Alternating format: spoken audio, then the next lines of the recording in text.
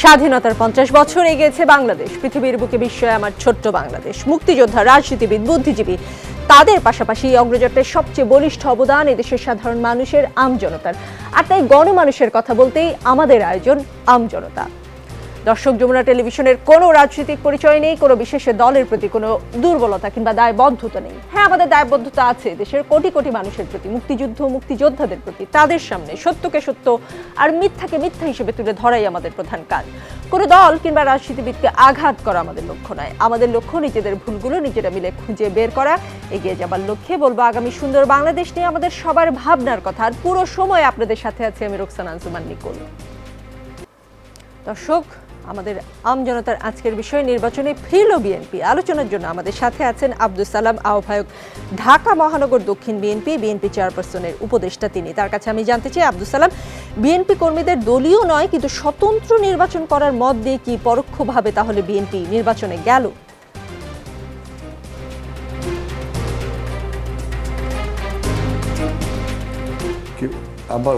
আপনাকে ধন্যবাদ। প্রশ্নটা আবার একটু করবেন?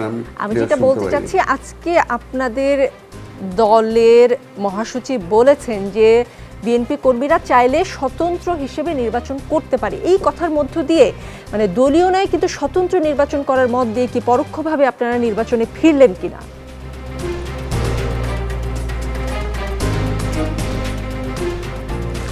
না, শুন, বিএনপি তো একটি গণতান্ত্রিক দল এবং গণতন্ত্রের মানে একটা শর্তই হলো নির্বাচন।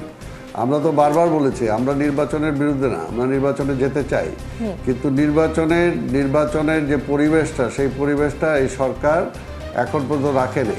যে জায়গায় আপনারা দেখেছেন, এইটা অন্তত কেউ অস্বীকার করবে না যে জনগণ আজকে অর্থাৎ ভোটাররা আজকে ভোট দিতে অনীহায় চলে গেছে। কি কারণে? কারণ তারা জানে যে তাদের ভোটের কেয়ার করে না সরকার। আজকে ভোটটা দেখা যাইতেছে তার ভোট সে দিতে পারে না, তার অধিকার সেটা নাই, এবং এই কারণে আজকে ভোটের প্রতি মানুষের আগ্রহটা কম। এবং আমরা নির্বাচনে যাওয়ার পরে দেখেছি যে আমাদের নির্বাচনের যে সুযোগ সুবিধাগুলো দরকার, সেই সুযোগ সুবিধাগুলো তো থাকেই না, উপরন্ত শুধুমাত্র নির্বাচনটাকে জায়েজ করার জন্যই মনে হয় যে তারা আমাদের মানে প্রার্থীকে নামটা ব্যবহার করে। তো সেই কারণে আমরা বলেছি যে নির্বাচন যেহেতু পরিবেশ নাই, জনগণ ভোট দিতে পারে না এবং তারা দিনের ভোট রাত্রে করে ফেলে, এর জন্য এই নির্বাচনে যাওয়ার মানে এই সরকারের অধীনে এই নির্বাচনে যাওয়ার কোনো মানে হয় না। জি, আমি আসলে উত্তরটা আরেকটু পরিষ্কারভাবে আপনার কাছে বুঝতে চাই। মানে কি অবস্থা দেখে আপনাদের এখন বা আজকে এসে মনে হলো, আপনি নিজেই বললেন যে দুঃখিত, নির্বাচনে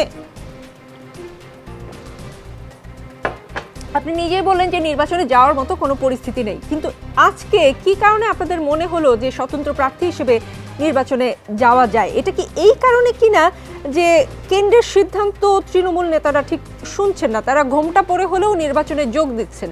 যেহেতু আপনারা নিয়ন্ত্রণ করতে পারছেন না, তাই এক ধরনের অনুমতি দিয়ে দিলেন যে নির্বাচনে অংশগ্রহণ করা যাবে।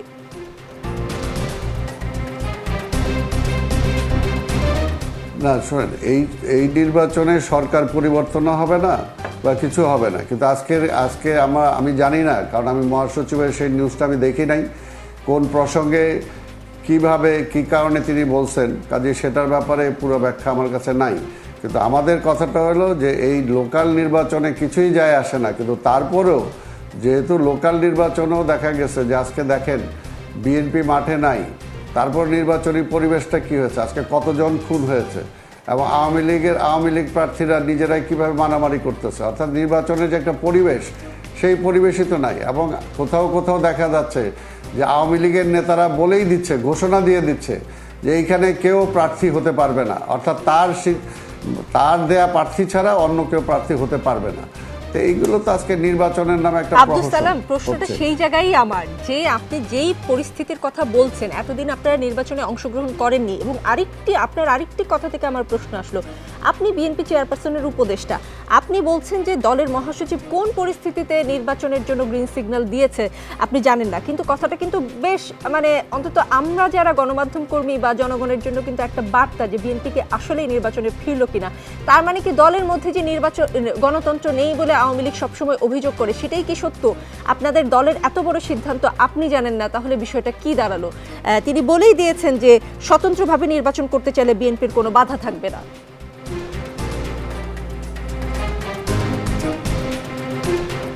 তা স্বতন্ত্র নির্বাচন তো করার যে কারোই রাইট আছে, কিন্তু দলের কোনো পদ পদবি, যেটা দলের পক্ষ থেকে বলা হয়েছিল যে দলের সক্রিয় যারা তারা এই নির্বাচন অংশ নেবে না, সেটাই দলের সিদ্ধান্ত, তাই না? এখন যেটা আমি বলতেছি যে বিএনপি আজকে গণতন্ত্র নাই, এই কথাটা যে আওয়ামী লীগে কতটুকু গণতন্ত্র আছে আগে নিজের ঘরটা দেখা দরকার, তাই না? কাজ গণতন্ত্র নাই, দেশেই তো গণতন্ত্র নাই। দেশে কি গণতন্ত্র আছে? দেশে কি মানুষের মানে মুক্ত চিন্তা করার কোনো অধিকার আছে? তো কাজে দেশেই তো গণতন্ত্র নাই।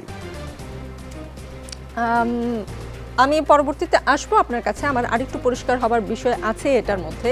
আহসানুল ইসলাম টিটো এমপি আছেন আমাদের সঙ্গে, আওয়ামী লীগ থেকে নির্বাচিত টাঙ্গাইল 6 আসনের সংসদ সদস্য সরকারি হিসাব সম্পর্কিত সংসদীয় স্থায়ী কমিটি। আহসানুল ইসলাম টিটো, যে বিষয়টি নিয়ে কথা বলছিলাম আপনার দৃষ্টি আকর্ষণ করতে চাচ্ছি, মানে বিষয় যেমনই হোক বিএনপি থেকে স্বতন্ত্র প্রার্থী হিসেবে ইউপি ইলেকশনে অংশগ্রহণ করতে পারবে এই ধরনের একটি গ্রিন সিগন্যাল তাদের দলের মহাসচিবের কাছ থেকে পাওয়া গেছে। মানে এটা নিয়ে আওয়ামী লীগের কোনো প্রতিক্রিয়া আছে কি না? নামে হোক বেনামে হোক বিএনপি ঘোমটা পড়ে হলেও নির্বাচনে আসছে, আপনারা কি খুশি না অখুশি?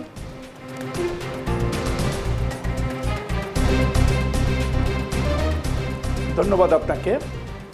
আপনারা জানেন যে শুরু থেকেই আমাদের দলের সাধারণ সম্পাদক মহোদয় বলছিলেন যে বিএনপি সরাসরি দলীয় প্রতীকে না হলেও তারা কিন্তু প্রত্যেকটা ইউনিয়ন পরিষদে তারা নির্বাচনে অংশগ্রহণ করছে। আমি যদি আমার অভিজ্ঞতার কথা বলি, আমার দ্বিতীয় ধাপে আমার 8টা ইউনিয়নের নির্বাচন হচ্ছে এবং সেইখানে প্রায় প্রতিটা মানে ইউনিয়নেই বিএনপির প্রার্থী আছে এবং তৃতীয় ধাপে আমার আরও 11টা ইউনিয়নে নির্বাচন হবে।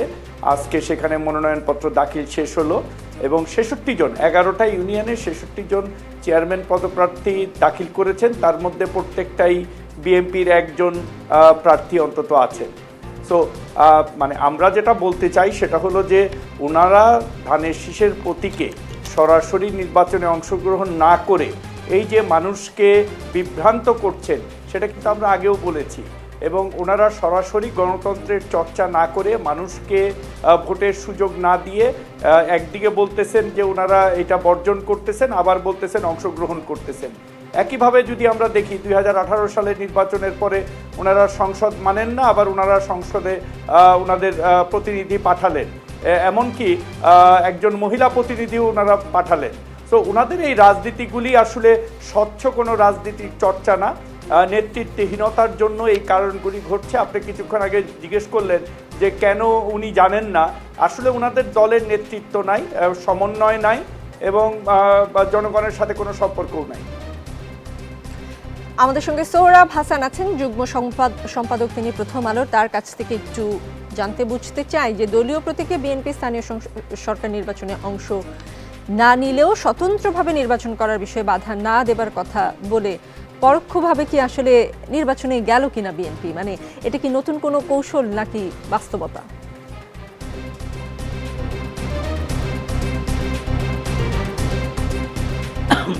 ধন্যবাদ।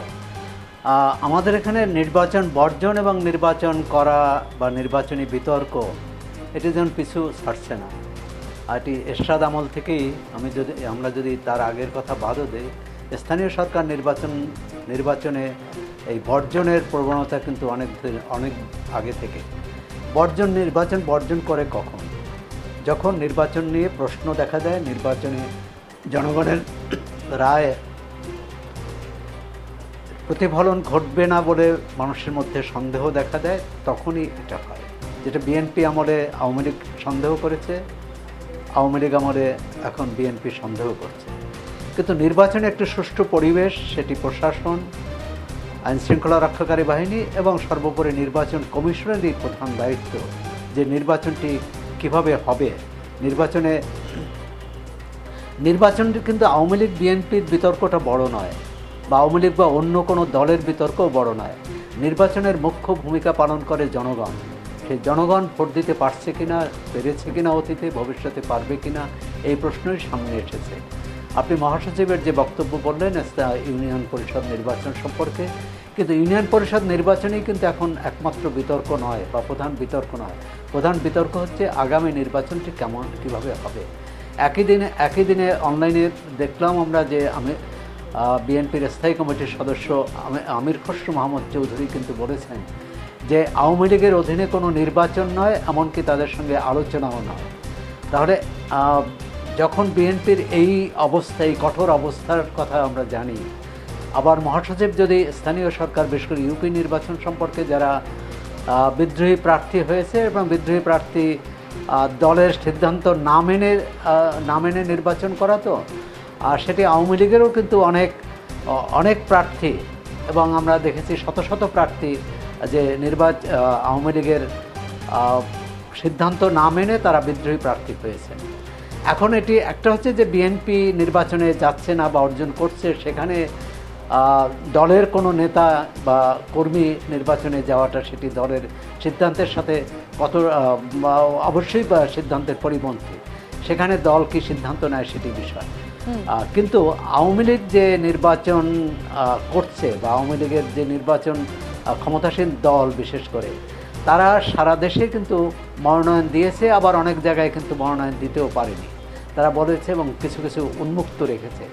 অর্থাৎ নির্বাচনটা হয়ে যাচ্ছে নির্বাচনের মাঠের বাইরে।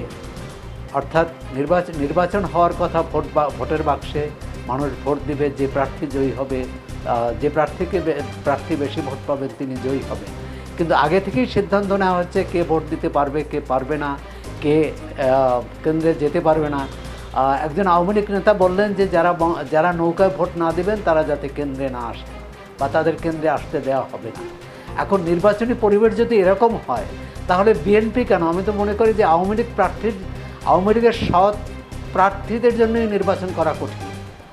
যে যদি কেউ বলে থাকেন যে অমুকে পারবেন না, তাহলে সেখানে যদি কোনো আওয়ামী লীগেরই বিদ্রোহী প্রার্থী থাকেন, তার পক্ষে কি কেউ ভোট দিতে যেতে পারবেন না?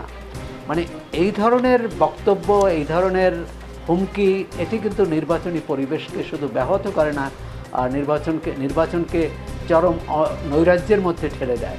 ইতিমধ্যে দেখেছেন যে নির্বাচন প্রধানত প্রতিদ্বন্দ্বিতা হচ্ছে আওয়ামী লীগের মনোনীত এবং বিদ্রোহী প্রার্থীদের মধ্যে। কয়েকজন এই নির্বাচনী সংঘাতে মারা গেছে, অনেকে আহত হয়েছে, এবং একটা ভীতিকর পরিবেশ। তো স্থানীয় সরকার নির্বাচন নিয়ে এরকম ভীতিকর পরিবেশ মোটেই কাম্য নয়। এক্ষেত্রে নির্বাচন কমিশন চরমভাবে ব্যর্থ হয়েছে, যে কারণে সাবেক একজন নির্বাচন commissioner brigadier general Sakhawat Hossain তিনি প্রশ্ন রেখেছেন, এই নির্বাচন কমিশন কি নির্বাচনে পাঠালো?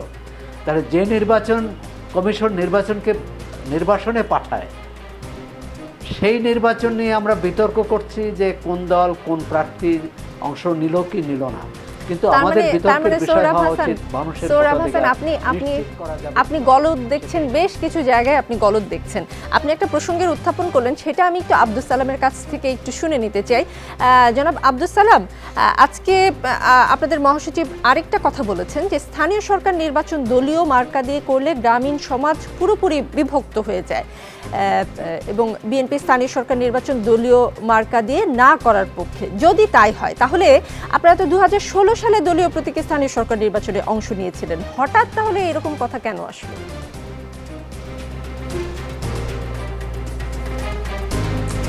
শোনেন, এখন তো মানে গণতন্ত্র নাই, তাহলে তো আপনি বলতে পারেন যে গণতন্ত্র নাই, আপনি রাজনীতি করেন কেন? প্রশ্নটা অনেকটা ওইরকম হয়ে গেল না? কারণ যে বিষয়টা হলো যে আগে লোকাল নির্বাচন কখনোই দলীয় প্রতীকে হতো না।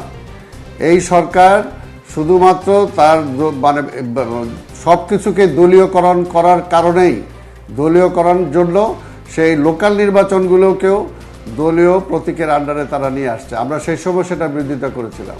আপনি তাহলে বলেন যে কেয়ারটেকার গভর্নমেন্ট বাতিল করলো, আপনি কেন নির্বাচনে গেলেন? প্রশ্নটা তো সেটা না। আমরা আবার নির্বাচনে গেলেও বলেন যে কেন গেলাম, না গেলেও বলেন কেন গেলাম। বিষয়টা হল যে তারা অন্যায় করেছে, সেটাকে স্বীকার করতে হবে। আর আমরা তো বলেছি যে লোকাল নির্বাচন, যখন একটা প্রধানমন্ত্রী যখন গণভবনে বসে যখন একটা মনোনয়ন দেন, তখন সাহেবের লোকাল ওসি বলেন যে প্রধানমন্ত্রীর মনোনয়ন আমি কিভাবে উনি পরাজয় হবে আমার এলাকাতে, এটা কিভাবে মেনে নেওয়া যায়? তো এই কারণে এই প্রভাব বিস্তার করার জন্য এটা হয়েছে, এটা আমরা আগেও বলছি, এবং এটা মহাসচিব যেটা বলছেন সত্যি কথাই বলছেন যে আমরা দলীয় প্রতীকে কখনোই চাই না লোকাল নির্বাচনটা হোক। মানে প্রার্থীরা স্বাভাবিকভাবে সেখানে নির্বাচন করতে পারে না। আরেকটা আমার আওয়ামী লীগের এমপি সাহেব যেটা বললেন যে বিএনপি দুই কথা বলে, বিএনপি দুই কথা বলে না, আওয়ামী লীগ দুই কথা বলে। আওয়ামী লীগ যেটা বলে সেটা বিশ্বাস করে না। আপনি কয়দিন আগে তথ্য প্রতিমন্ত্রী একেবারে বিপ্লব ঘটায় দিল, ইসলাম মানি না, সংবিধান মানি না, আমি এটা চ্যালেঞ্জ করব, এই করব। তিনি একটা মন্ত্রী যে সংবিধানকে রক্ষা করার জন্য তিনি শপথ নিয়েছেন, সেই সংবিধানকে মানে না, সেটা তিনি বলেছেন। এখন পর্যন্ত তিনি মন্ত্রী আছেন।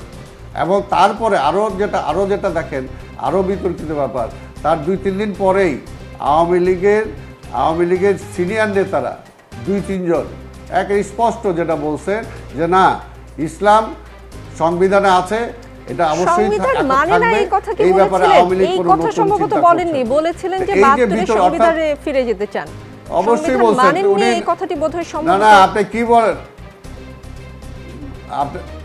আপনি শোনেন, আপনি এটা স্কেপ করে, আপনি এটাকে ডিফেন্ড করেন না। আপনি একটা আমি নিউজ সংবাদকর্মী হিসেবে আমাকে সঠিক তথ্য আমার দর্শকের কাছে অবশ্যই উপস্থাপন করতে হবে। শুনেই বলতেছি।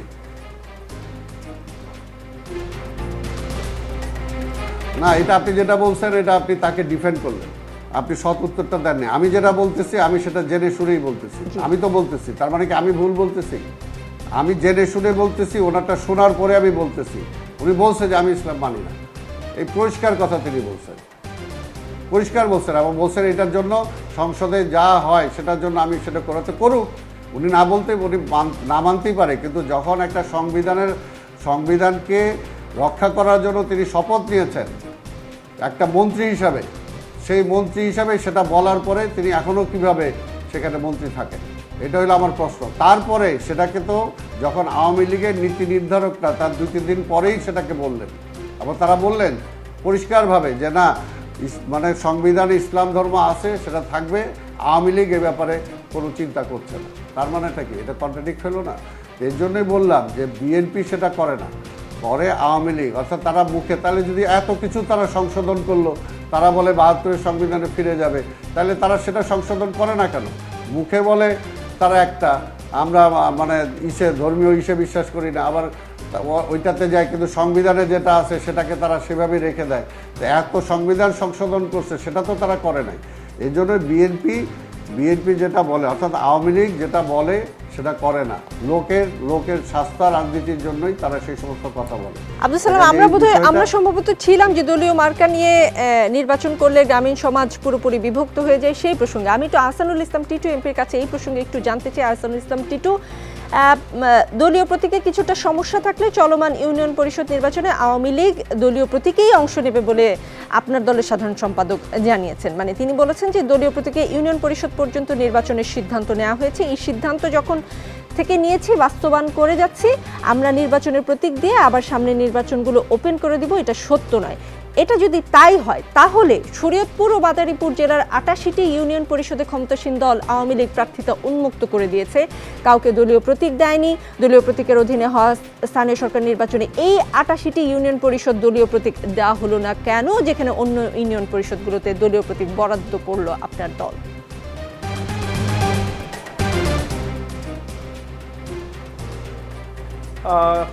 দেখুন, যে 3টি মানে জেলার কথা আপনি বললেন, সেই জেলাগুলিতে আমাদের মানে বলা চলে যে নৌকার ভোট ব্যাংক, এবং সবগুলি সংসদ সদস্যই প্রায় গত 2-3 নির্বাচন ধরে ওইখানে সবাই নৌকার থেকে জয়যুক্ত হয়েছে।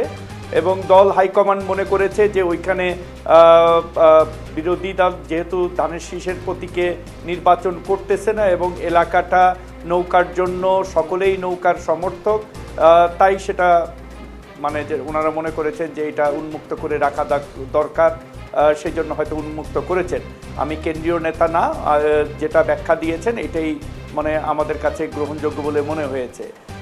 বাট আমি যে জিনিসটা জনাব সালাম বললেন সেটা হলো, দেখেন ওনারা এই যে প্রতীকের ব্যাপারে আজকে ওনাদের আমির খসরু হুমায়ুন চৌধুরী এক কথা বলেছেন, ওনাদের মহাসচিব এক কথা বলছেন, উনি একভাবে ব্যাখ্যা করার চেষ্টা করতেছেন।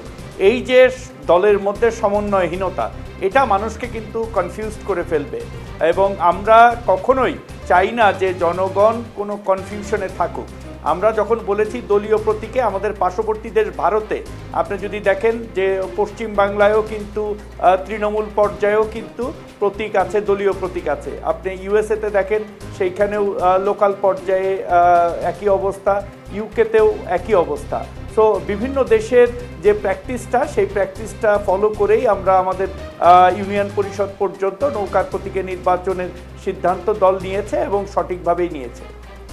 জি, আমি একটু তাহলে সোহরাব হাসানের কাছ থেকে পরিষ্কার হতে চাই। আপনি সম্ভবত আমির খসরু মাহবুব চৌধুরীর কথা বলছিলেন আর কি, যখন কথা বলছিলেন। সোহরাব হাসান, স্থানীয় সরকার নির্বাচন দলীয় মার্কা দিয়ে করলে গ্রামীণ সমাজ পুরোপুরি বিভক্ত হয়ে যায় বলে মন্তব্য করেছেন বিএনপি মহাসচিব মির্জা ফখরুল ইসলাম আলমগীর। আর অন্যদিকে দলীয় প্রতীকে কিছুটা সমস্যা থাকলেও ইউনিয়ন পরিষদ নির্বাচনে আওয়ামী লীগ দলীয় প্রতীকেই অংশ নেবে বলে জানিয়েছেন দলের সাধারণ সম্পাদক ওবায়দুল কাদের। এই যে দলীয় প্রতীকে স্থানীয় সরকার নির্বাচনে নিয়ে একদম মানে দুজনের দুইমুখী চিন্তা ভাবনা, মানে এই দলীয় প্রতীকে আসলে স্থানীয় সরকার নির্বাচনে কি ধরনের প্রভাব পড়ে বা সমস্যা আসলে তৈরি হয়?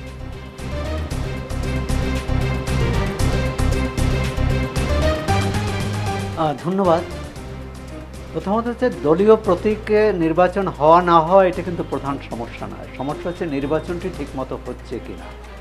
দলীয় প্রতীকের সমস্যাটা তখনই আসছে, এটি প্রথমত যে যখন এটি 2016 সালে করা হয় তখন বিএনপির পক্ষ থেকে এটা আপত্তি জানানো হয়েছিল এবং নির্বাচন কমিশন এটি করেছে। বিএনপির ধারণা অন্য রাজনৈতিক দলেরও ধারণা ক্ষমতাসীন দলের ইচ্ছে পূরণ করেছে।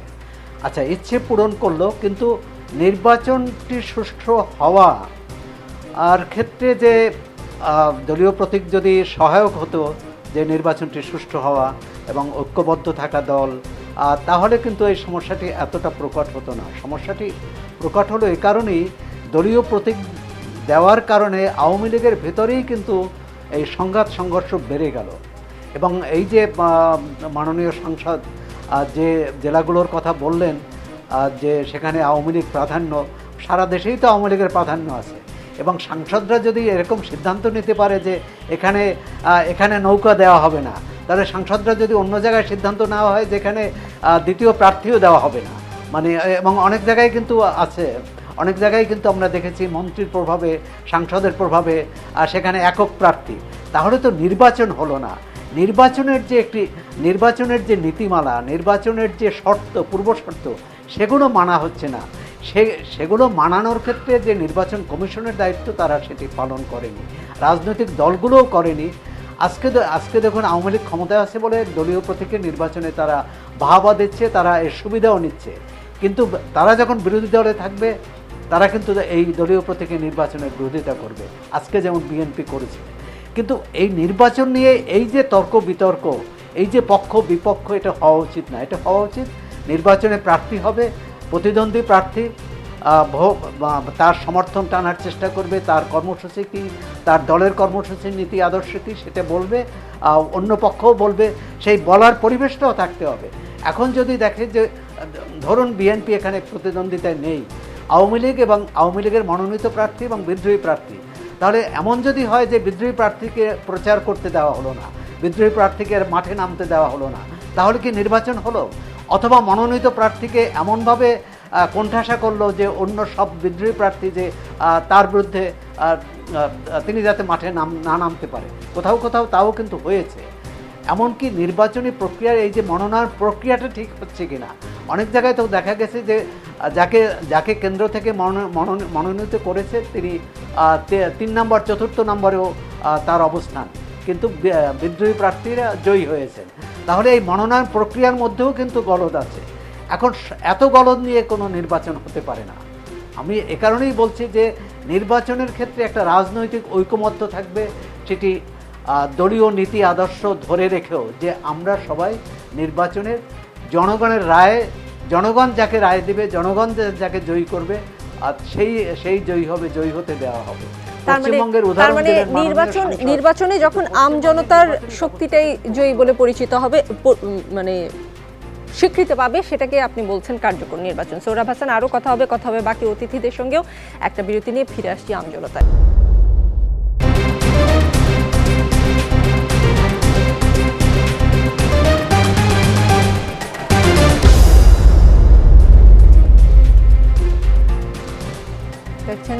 ব্যর্থতা, আজকের বিষয় নির্বাচনে ফিরল বিএনপি। আমাদের সঙ্গে আছেন আহসানুল ইসলাম টিটু এমপি। তার কাছ থেকে আমি একটু জানতে চাই যে বিদ্রোহী প্রার্থীদের বিপক্ষে বারবারই কঠোর অবস্থানের কথা জানাচ্ছে আওয়ামী লীগ। মানে নেত্রকোনায় আওয়ামী লীগের 9 জন, খুলনায় 16 জন, জামালপুরে 3 বিদ্রোহী প্রার্থীকে ইতিমধ্যে বহিষ্কার করেছে আওয়ামী লীগ। এছাড়াও বহিষ্কারের একাধিক ঘটনা ঘটছে আসলে, কিন্তু তারপরেও কিন্তু দুঃখিত, তারপরেও কিন্তু বিদ্রোহী প্রার্থী খুব একটা কম না। মানে প্রার্থীরা কেন কোন কেন্দ্রের কথা শুনছে না? মানে কৌশলে বিনা প্রতিদ্বন্দ্বিতায় নির্বাচনে জেতাটাও আবার শৃঙ্খলা বিরোধী বলছেন আপনার সাধারণ সম্পাদক। তাহলে তো একাধিক প্রার্থী রাখাই ভালো আপনাদের জন্য, নাকি?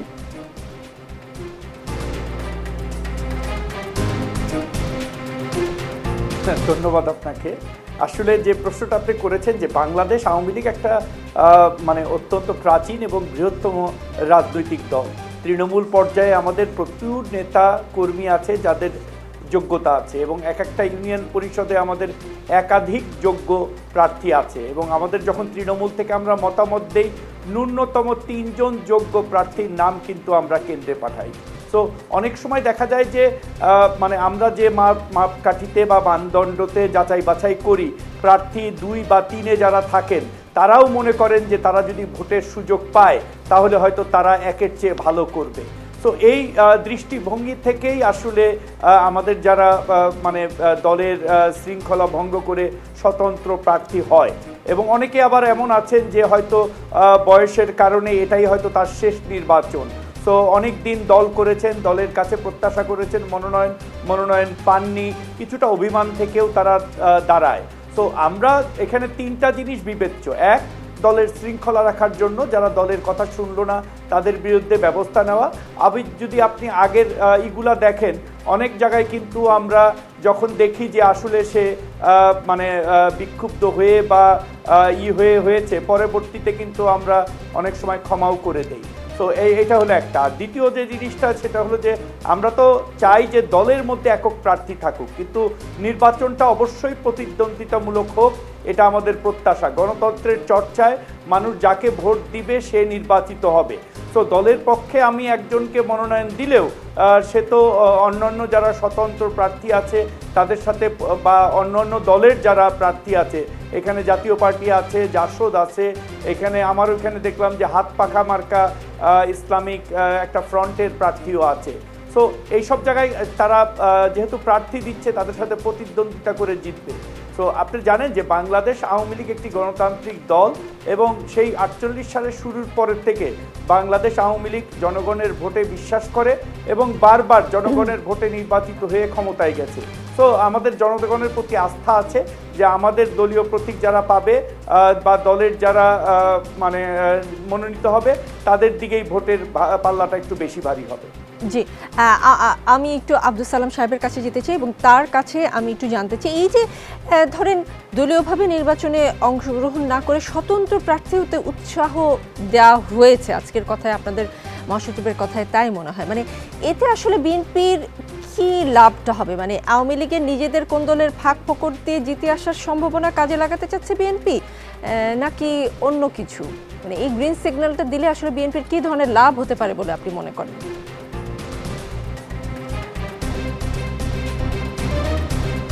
আমরা তো প্রথমেই বলছি যে আসলে যেটা সবাইও বলার চেষ্টা করছে যে আসলে নির্বাচনটা স্বচ্ছ হলো কিনা, নির্বাচনে যারা প্রার্থী হয়েছে তাদের সেই নির্বাচনী অধিকারটা তাদের থাকলো কিনা, ঠিকমতো জনগণ ভোট দিতে পারলো কিনা, আসলে প্রশ্নটা কিন্তু সেটা। এইখানে ফাঁক ফোকর দিয়ে কে আসলো সেটা বড় প্রশ্ন না। প্রশ্নটা হলো যে, কারণ এর আগে আমরা বারবারই বলে আসছি, যখন এটা দলীয় প্রতীকে নিয়ে গেছে তখনই কিন্তু নির্বাচনে আগে যে মনে করেন লোকাল নির্বাচন, আমরা একসময় লোকাল নির্বাচন করছি, তাই না? কমিশনার ছিলাম, ডেপুটি লোকাল নির্বাচন আমাদেরকে করতে হয়েছে।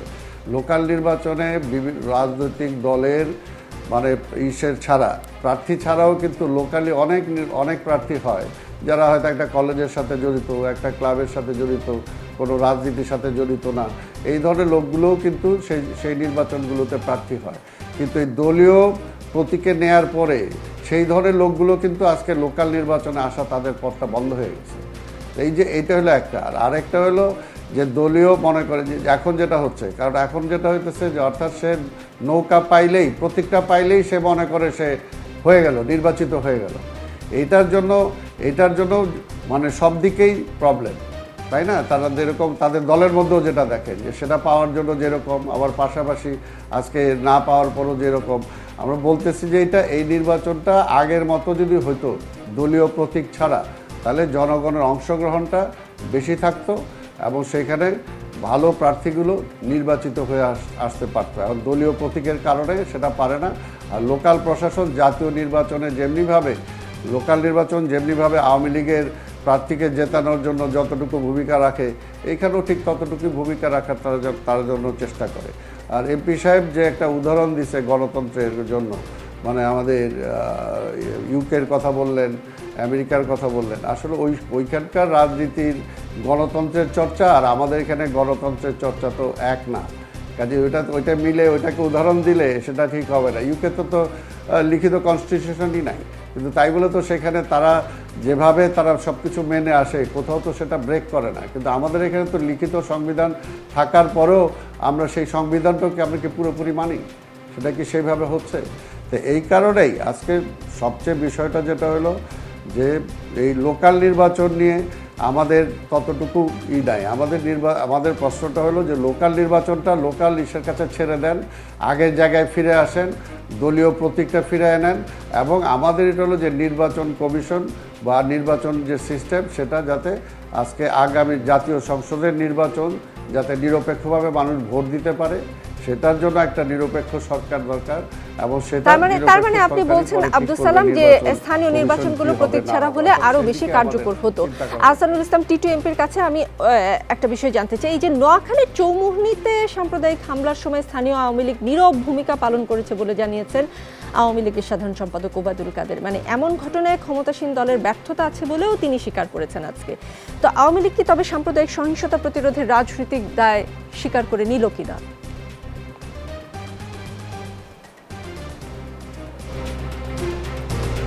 দেখুন, একটি নোয়াখালীর একটি জায়গায় একজন নেতার ব্যর্থতার জন্য সারা বাংলাদেশে অসাম্প্রদায়িক রাজনীতির ধারক বাহক বাংলাদেশ আওয়ামী লীগের সাম্প্রদায়িক রাজনীতির কাছে মাথা নত করার কোনো প্রশ্নই আসে না। আমাদের দুই একজনের ব্যর্থতা থাকতে পারে। আমি সংসদ সদস্য হিসাবে এমন কিছু কাজ করতে পারি যেটা হয়তো দলের শৃঙ্খলার মধ্যে না, তার মানে এই না যে দল ব্যর্থ হয়েছে, দলের আদর্শ ব্যর্থ হয়েছে। আমি কখনোই মনে করি না যে নোয়াখালীর একটা ঘটনার জন্য বা কুমিল্লার একটা ঘটনার জন্য বা কোনো একজন নেতার জন্য, তার ব্যর্থতার জন্য আমাদের দলের যে আদর্শ, স্বাধীনতার যে চেতনা, অসাম্প্রদায়িক রাজনীতির কিন্তু পরপর কয়েকটি এলাকায় তো ঘটনা ঘটলো, সেই সব এলাকায় তৃণমূল আওয়ামী লীগ সঠিক ভূমিকা রাখতে পারেননি বলে আপনাদের সাধারণ সম্পাদক মনে করছেন?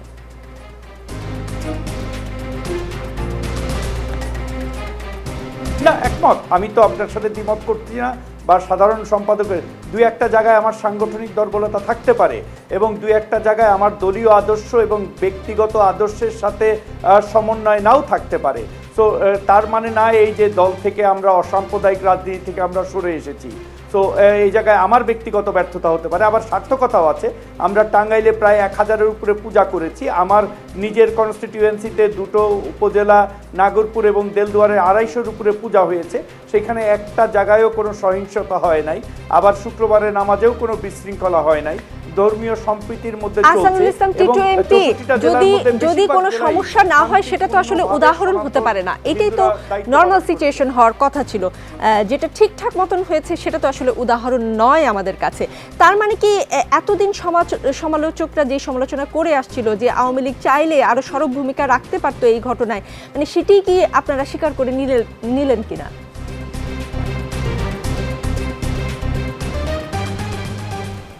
না, মানে আপনি কনক্লুশনে না এসে, আমরা তো আমাদের সাধারণ সম্পাদক বলেছে যে 3টা বা 4টা জায়গায় আমাদের দলের দায়িত্বশীল নেতৃবৃন্দের যে ভূমিকা নেওয়ার কথা ছিল তারা নিতে পারে নাই এবং অবশ্যই দলীয় হাইয়েস্ট ফোরামে এ ব্যাপারে সিদ্ধান্ত নেওয়া হবে। আমাদের প্রচুর যোগ্য নেতৃবৃন্দ আছে যাদেরকে দায়িত্ব দিলে আমাদের এই অসাম্প্রদায়িক রাজনীতিটাকে আমরা এগিয়ে নিয়ে যেতে পারবো। তো তার মানে এই কনক্লুশনে যদি আপনি বারবার আসার চেষ্টা করেন, এটা কোনো কনক্লুসিভ কোনো সিদ্ধান্ত না আমাদের দলের। আব্দুল সালাম, সাম্প্রদায়িক সহিংসতা প্রতিরোধে তৃণমূল আওয়ামী লীগের ব্যর্থতার কথাটা তুলে ধরেছেন আজকে আওয়ামী লীগের সাধারণ সম্পাদক ওবায়দুল কাদের। মানে বিএনপি কি সাম্প্রদায়িক সহিংসতা প্রতিরোধে রাজনৈতিক ব্যর্থতার দায় স্বীকার করবে, নাকি সরকারের উপর বারবার যেমন দায় চাপিয়ে আসছিল সেটাই করবে? বিএনপির কি কোনো রাজনৈতিক দায় ছিল না এই ঘটনায়?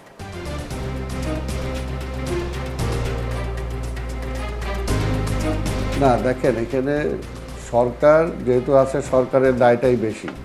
আপনি বিএনপিকে কিভাবে দায়ী করবেন যে বিএনপিকে এটার পক্ষে স্ট্যান্ড নিছে? বিএনপি তো এটার সমালোচনা করছে, তাই না? আরেকটা জিনিস দেখেন, সবচেয়ে এই কারণে এই বিষয়গুলো যখনই ঘটে যে আওয়ামী লীগ বিএনপিকে দায়ী করে, বা আমরাও যদি বিএনপি আওয়ামী লীগকে দায়ী করে, আসলে হয় কি মাঝখান দিয়ে আসল যে যারা ঘটনাটা ঘটায় বা যে কী কারণে ঘটালো সেটা কিন্তু ধামাচাপা পড়ে যায়। আজকে দেখেন, এখানে সবচেয়ে একটা দুঃখের ব্যাপার যে আমাদের বিএনপির ভাইস চেয়ারম্যান জনাব বরকতুল্লাহ বুলু, তিনি তার নির্বাচনী এলাকা থেকে বহুবার নির্বাচিত প্রতিনিধি হয়ে এমপি সংসদে আসছেন।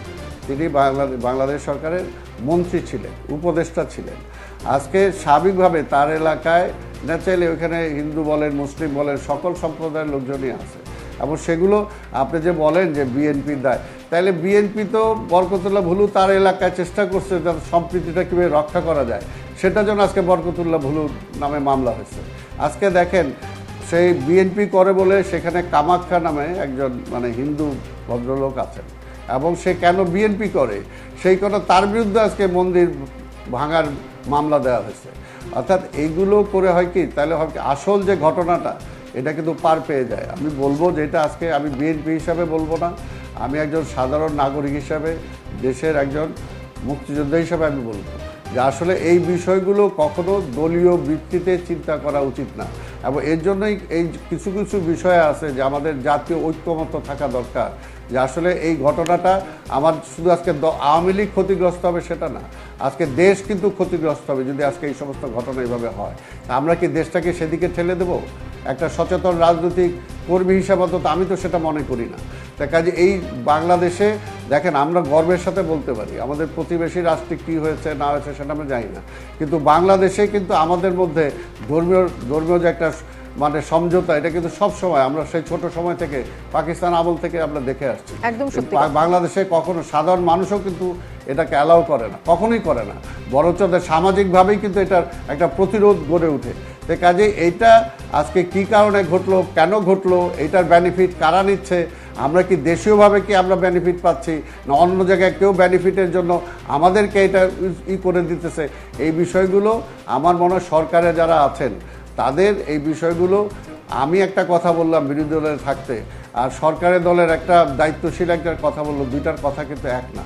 সেই কারণে বলবো যে এই বিষয়ের উপরে খুব চিন্তা ভাবনা করে কথা বলা উচিত। সোহরাব হাসান, সাম্প্রদায়িক হামলা প্রতিরোধে আওয়ামী লীগের সাধারণ সম্পাদক কিছুটা হলেও দায় বা ব্যর্থতার কথা স্বীকার করেছেন। রাজনৈতিক দলগুলো যদি তাদের ব্যর্থতার কথা স্বীকার করে সম্মিলিত প্রতিরোধে এগিয়ে আসেন, তাহলে তো সাম্প্রদায়িক সম্প্রীতি বজায় থাকা সম্ভব, তাই না? এই যে স্বীকার করে নেওয়াটা, কিছুটা হলেও স্বীকার করে নেওয়াটা, এটাও তো একটা ইতিবাচক সংস্কৃতি।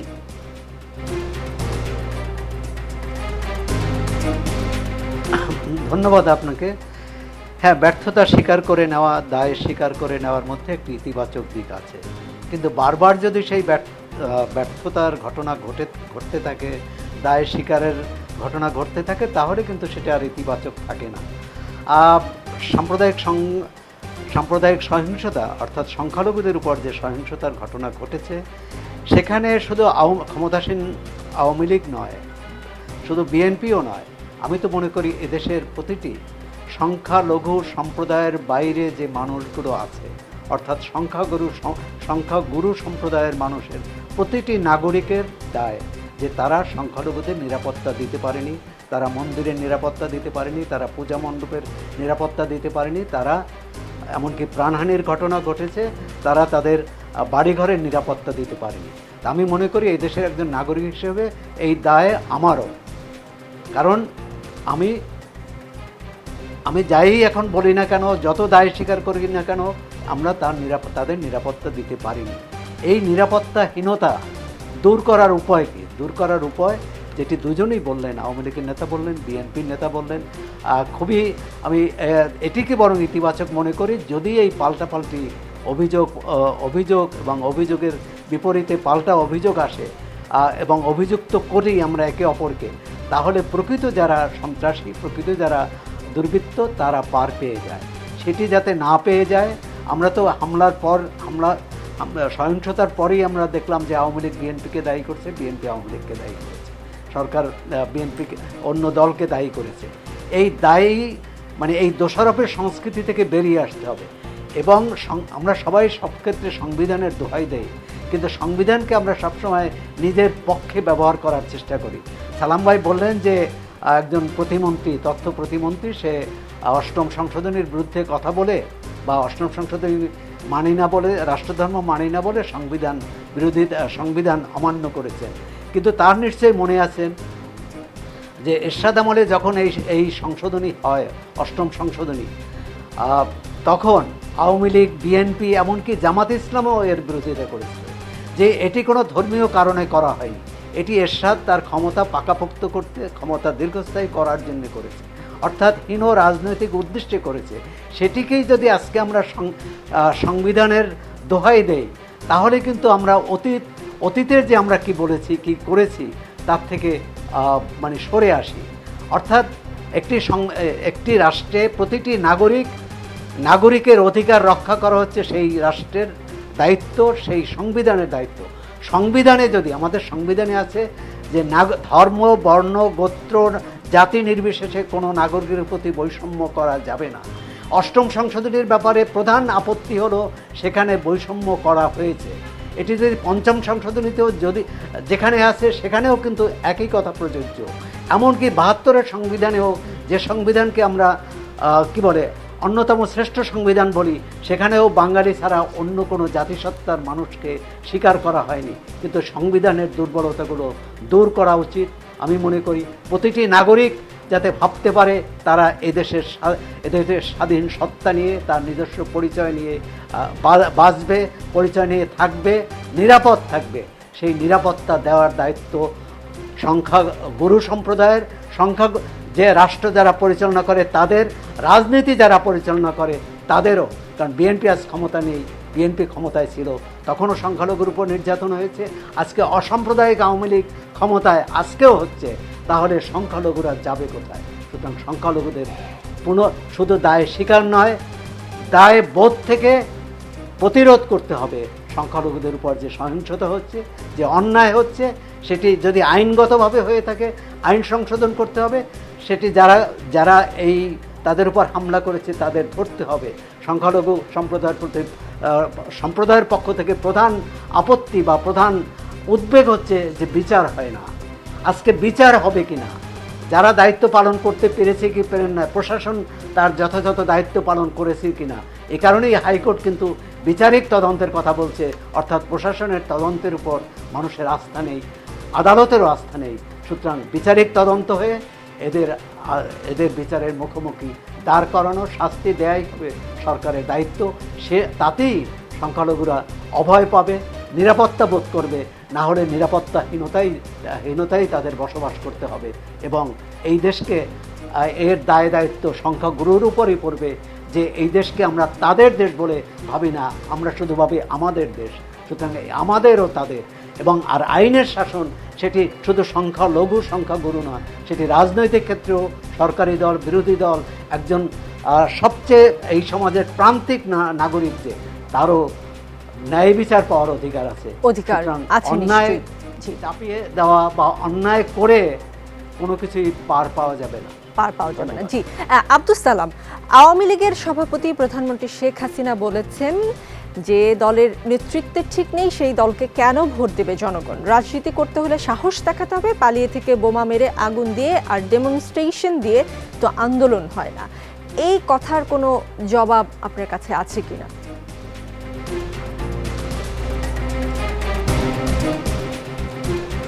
রাজনীতি তো আসলে আওয়ামী লীগের রাজনীতি আওয়ামী লীগ করবে, বিএনপির রাজনীতি বিএনপি করবে। এখন বিষয়টা হলো যে পাবলিক কাকে বিশ্বাস করবে, সে তো পাবলিকের ব্যাপার। সেটা তো আজকে প্রধানমন্ত্রী বলে দিবে যে উনি কিন্তু বিশ্বাস কেন করবেন, ওই আসলে মানুষ কথাগুলো তো বিএনপিকে হবে না। ভোট সেই দিবে? কারণে তো আমরা কেন বলছি যে ভোট একটা দিবে বলে fair আপনারা মনে করেন? নিরপেক্ষ ভোট, অর্থাৎ না সেটা কেন ভোট দিবে সেটা তো জনগণ জানে। ভোট দিবে এই কারণেই যেহেতু আজকে মানুষের ভোট দেওয়ার অধিকার আওয়ামী লীগ ছিনায় নিছে। ভোট দিবে মানুষ, আওয়ামী লীগকে ভোট দিবে এর জন্যই যে আজকে এখানে ধর্মীয় সম্প্রীতি তারা নষ্ট করছে। ভোট দিবে এই কারণেই যে আজকে দ্রব্যমূল্যের মানে বাজার আজকে এমন জায়গায় আসছে যে জায়গায় 10 টাকা সে তারা বলছিল আজকে 60 টাকা 70 টাকা দিয়ে আজকে চাল কিনতে হচ্ছে। আজকে যেহেতু বিচারহীনতার কারণে আজকে জনগণ বিএনপিকে ভোট দিবে, এরকম আমি 100টা উদাহরণ দেখাতে পারবো। কিন্তু কি কোন কারণে ভোট নেতৃত্ব, দিবে মানে আমি বললেই যে সেটা বিএনপিকে ভোট দিবে সেটা না, নেতৃত্বের যে একটা প্রধানমন্ত্রী সংকট বললেই সেটা যে তো আছেই। দিবে কোন না সেটা নেতৃত্ব না। দেখে আসলে মানুষ জনগণ আপনাদেরকে ভোট দেবে?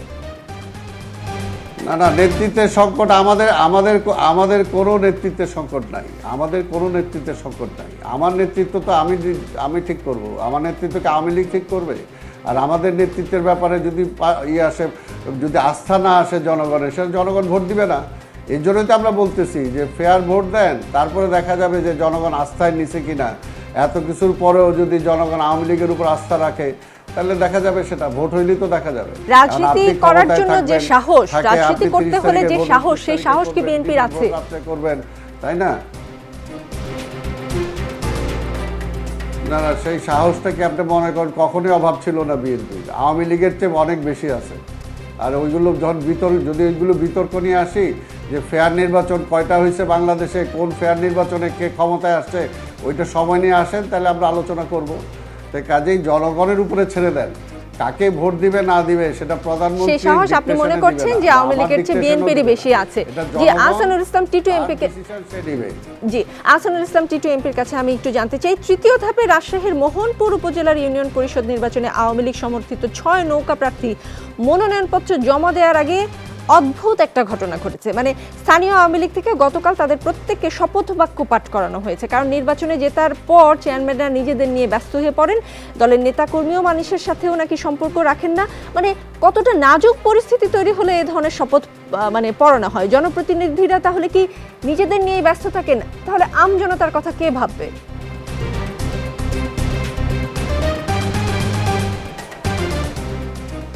না, আসলে আপনি যেভাবে ব্যাখ্যাটা করলেন তা না।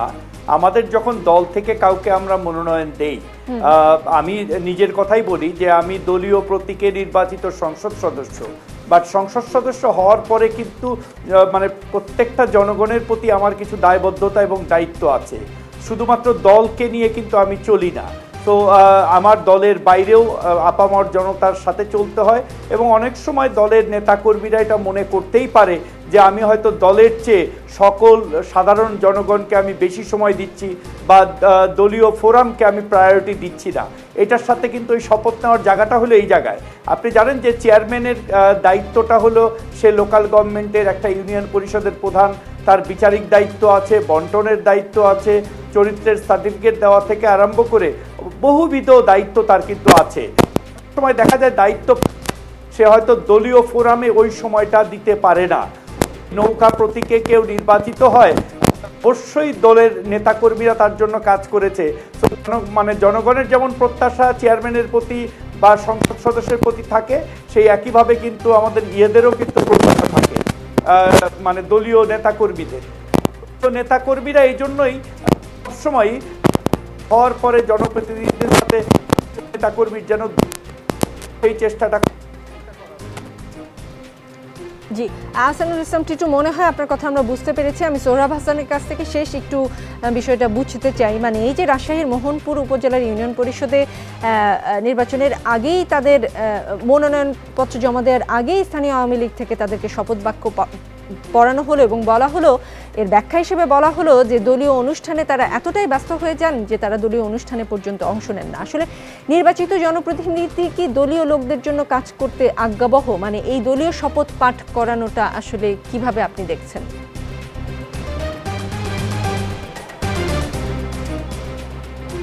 না, শপথ তো আনুষ্ঠানিক পাঠ করানোর চেয়েও যে কোনো দলের যদি মনোনীত প্রার্থী হন বা দলের সাধারণ একজন সদস্য হন, তিনি দলের গঠনতন্ত্র, দলের নীতি আদর্শ মেনে চলতে বাধ্য। সেটি কিন্তু তার আনুষ্ঠানিকভাবে শপথ না নেওয়ারও এক ধরনের শপথ। এবং দলের নীতি আদর্শের বাইরে গেলে তার বিরুদ্ধে ব্যবস্থা নেওয়া হয়। আর যেমন ধরেন বিভিন্ন জায়গায় আমরা দেখি আওয়ামী লীগ বা বিএনপির বা ছাত্রলীগের বা ছাত্র দলের কোনো নেতা কোনো অঘটনের সাথে জড়িত হয়ে পড়লে তখন কিন্তু সাংগঠনিকভাবে বলা হয় তিনি দলীয় শৃঙ্খলা লঙ্ঘন করেছেন। এখন দলীয় সভা সমাবেশে যান না, আর সেটি অবশ্যই দলের কাছে যে জবাবদিহি, প্রথমত একজন নির্বাচিত প্রতিনিধির জনগণের কাছে জবাবদিহি, তারপর দলের কাছে। এখন আমরা যেটা দেখছি আপনার কথায় উঠে এসেছে, এটি শুধু আওয়ামী লীগ আমলে না, সব আমলেই জনগণের প্রতি যে তাদের দায়বদ্ধতা সেটি খুব কমই পালন করে। আর সুতরাং দলের প্রতিও একই অবস্থা হয়। যখন নির্বাচিত হয়ে যান তখন মনে করেন যে আমি তো নির্বাচিত, আমি তো ক্ষমতাবান। এই যে ক্ষমতাবান এবং নিজেকে অনেক সময় আইনের ঊর্ধ্বেও ভাবেন, যে কারণেই দলীয় শৃঙ্খলা মানেন না, রাষ্ট্রের যে আইন সেটাও মানেন না। তার মানে আপনি বলছেন জনগণের প্রতি যে দায়বদ্ধতার কথা, সেটা কোনো দেশে কিন্তু কোনো দেশে জনপ্রতিনিধিদের প্রত্যাহারের বিধান আছে। অর্থাৎ একটি সময়ে জনগণ যদি মনে করে এই প্রতিনিধি তাদের জনগণের কাছে যে প্রতিশ্রুতি দিয়েছেন সেটি শুনছেন না আর সে অনুযায়ী কাজ করেননি, তাকে প্রত্যাহার করার বিধান আছে। আমাদের এখানে এই বিধান নেই। না ভোটের বিধান করা হয়েছিল 2009 সালের নির্বাচনে, পরবর্তীকালে আওয়ামী লীগ সরকার সেটি বাতিল করেছে। আমি মনে করি এরকম একটি বিধান থাকা উচিত। জি, তার মানে সবকিছু ভুলে গেলেও জনগণের প্রতি যে দায়বদ্ধতা সেটা ভুলে যাওয়ার আসলে কোনোই সুযোগ নেই, কেননা আমজনতার শক্তি বড় শক্তি। আমজনতার সাথেই থাকুন। ধন্যবাদ সবাইকে।